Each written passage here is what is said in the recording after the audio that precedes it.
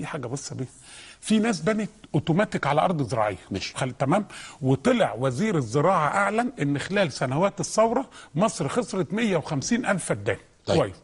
انا ممكن قدامنا حل من اتنين، هات يا ابني بلدوزر ابراهيم باشا محلب، وزير الاسكان مصطفى بيه مدبول، الناس دولت هات كاردون شيل وبعدين الارض رجعت زراعه. لا ودي ثروه. انا بسال يا بيه خلاها في داهيه، حتى الارض رجعت زراعه. لا ما هي اتبنت وتصب فيها اسمنت خلاص خلص. مش كده؟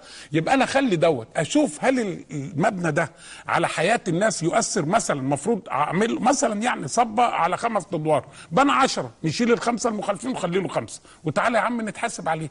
الحاجه المهمه الثانيه، انا لما اجي احاسب واحد علشان لما اجي اقول له ايه، ما في مخالفات بنى على ارض زراعيه، نقول له كويس انت بنيت هنا زي الفل، كل متر بنيت عليه حضرتك قصاده 100 متر تصلحهم لي في الصحراء. يعني انا بنيت على 100 متر هنا موجودين، في 100 ادي 10000 متر، يبقوا 2 فدان تصلحهم لي، مقابل دي تصلح لي دولت 2 فدان مقابل ال 100 متر اللي انت خدته، او تدفع ثمن دول.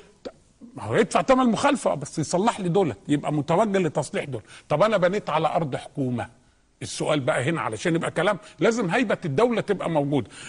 هل انا كحكومه كنت ناوي ابني في دي مشروع سكان مشروع كلام من ده باني، نشوف ده ضمن الكردون وداخل فيها المباني ولا لا. طيب هيجي الراجل علشان نهد ازاله، عاده الملاك بيقوموا عاملين ايه، جايب الاستاذ حمدي وصلاح والناس كده مدي لكل واحد عقد، وتيجي تقول لك مواجهه امنيه، الدراسه الامنيه ولا المواجهه الامنيه، يقول لك ما اقدرش ده ناس هتعمل.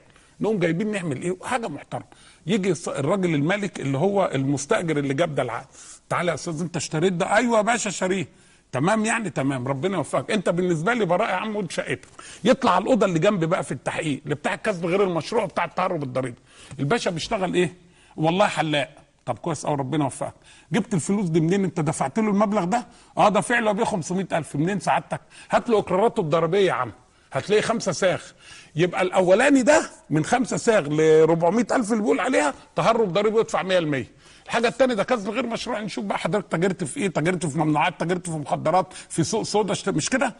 هيجي الراجل اوتوماتيك يقول لك يا باشا انا واخد 1000 جنيه عشان اعمل الليله دي، يبقى الليله تطلع واخد الشقه فاضيه. هكذا هو ده.